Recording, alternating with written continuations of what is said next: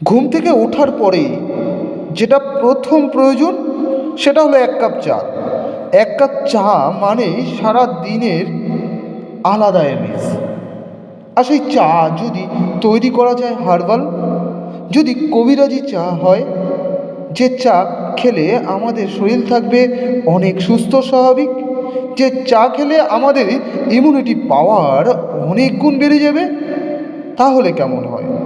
চায়ের মজা যেমন হবে তেমনভাবে আমাদের শরীরের নিউট্রিশন এবং ইমিউনিটি পাওয়ার একই সঙ্গে। চলুন আজ আপনাদের সঙ্গে শেয়ার করি কবিরাজি চা। কবিরাজি চা তাও বাড়িতে কীভাবে বানাবেন। এর জন্য খুব অল্প কিছু উপকরণ বাড়িতে থাকলেই এই কবিরাজি চা বানানো যায়। আর এই কবিরাজি চা আপনার স্বাস্থ্যের পক্ষে অনেক উপকারী। এর জন্য লাগবে ধনে গুঁড়ো বা ধনে।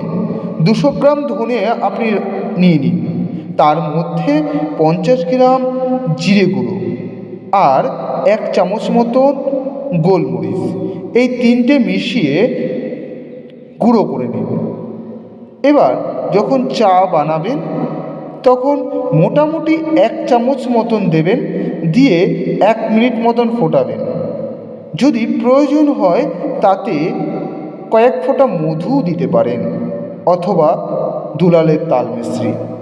এটা দিয়ে আপনি যদি খান দেখবেন অসাধারণ কাজ করবে। তবে চায়ের যদি ফ্লেভার আনতে চান 2-1টা চায়ের পাতা দিতে পারেন।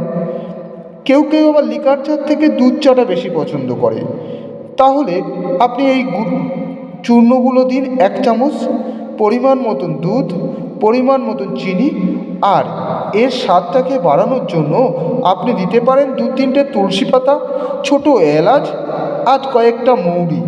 এবার বেশ কিছুক্ষণ ফুটিয়ে নিন।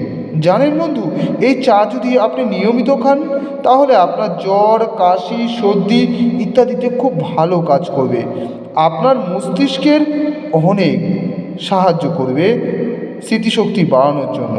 এছাড়াও এই কবিরাজি চা যদি আপনি নিয়মিত খান তাহলে আপনার শরীরের বিভিন্ন রকমের পাচন সমস্যা এবং হজমের সমস্যার সমাধান হবে। এছাড়াও গায়ে ব্যথা, হাতে ব্যথা, বিভিন্ন রকম ব্যথার জন্য অসাধারণ কাজ করে এই কবিরাজি চা।